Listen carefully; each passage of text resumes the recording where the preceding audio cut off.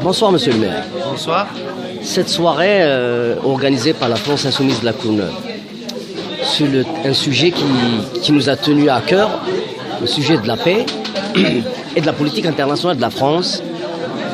Suite au débat de ce soir, même si on n'était pas nombreux, que pensez-vous de cette initiative d'abord? Il y avait quand même une bonne trentaine de participants, ce qui n'est pas si modeste que ça. Moi j'ai senti deux choses. D'une part, une forte préoccupation devant un monde qui paraît de plus en plus incertain, et la recherche face à cette préoccupation de savoir comment agir. Et en abordant le sujet, que ce soit par rapport à ce qui se passe au Proche et au Moyen-Orient, que ce soit par rapport à la posture de la France sur les questions de la Méditerranée, ou même dans le cadre de la course aux armements auquel on assiste, j'ai senti que la volonté de la France Insoumise de se positionner très clairement sur cette question-là était perçue comme un vrai soulagement, et peut-être la possibilité d'ouvrir enfin ce débat à grande hauteur dans notre pays, y compris à l'occasion de ces élections présidentielles, pour faire en sorte que cette question-là ne soit pas une question subalterne et que ce ne soit pas les va-t-en-guerre qui ont tendance à vouloir prendre le dessus aujourd'hui. On voit ce qui se passe avec Trump par exemple.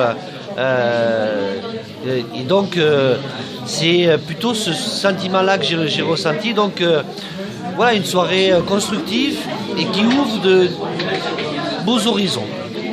Il y a un point qui est revenu, et moi c'est pour ça que j'ai insisté, je voulais vous poser cette question. Notre ville, la vôtre, la nôtre, toute, c'est une ville-monde. Et la question d'universalité du programme de l'avenir en commun de la France Insoumise, comment vous le traduisez à l'échelle locale? Oui, on est une ville-monde, il y a plus de 100 nationalités, et donc c'est évident qu'il y a une vraie réalité sociologique de ce que sont les habitants de notre ville. Et effectivement, si face à cette diversité, on regarde ce qui peut être différent chez l'autre, et comme chacun est différent de l'autre, quel qu'il soit d'ailleurs, même si on est de la même culture, même origine, de la même famille, même famille, on va toujours trouver quelque chose. Et donc la question de remettre cette question de l'universalité de l'être humain est une question fondamentale.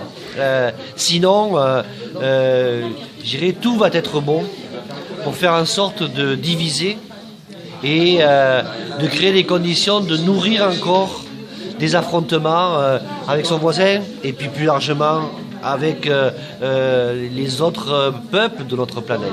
Et donc cette question de l'universalité est une question centrale que nous posons fortement dans le cadre de cette volonté de travailler notamment sur les questions de vie-monde, avec des initiatives que nous allons nourrir au sein avec la municipalité, avec les associations tout au long de cette année 2017, et y compris dans le prolongement, y compris pour faire réfléchir sur nos politiques publiques, sur les services publics, sur les rôles des services publics, parce que se laisser embarquer par, je dirais, des pulsions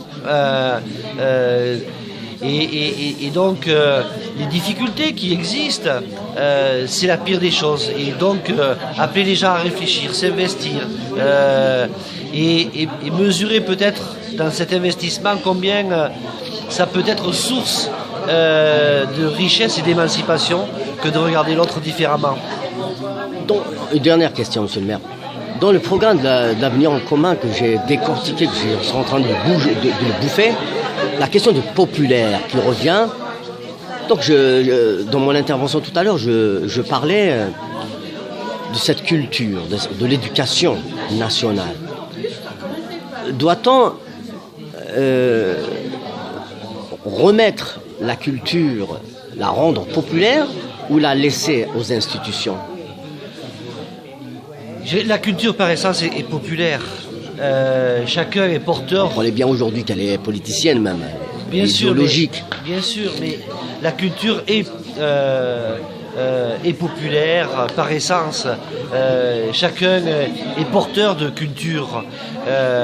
Et effectivement, aujourd'hui, on a tendance à extirper cette réalité.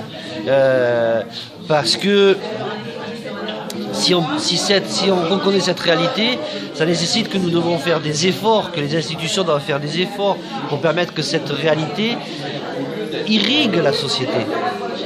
Que l'immense majorité de notre peuple puisse avoir le temps de participer à cette construction collective de culture partagée et de cet enrichissement partagé.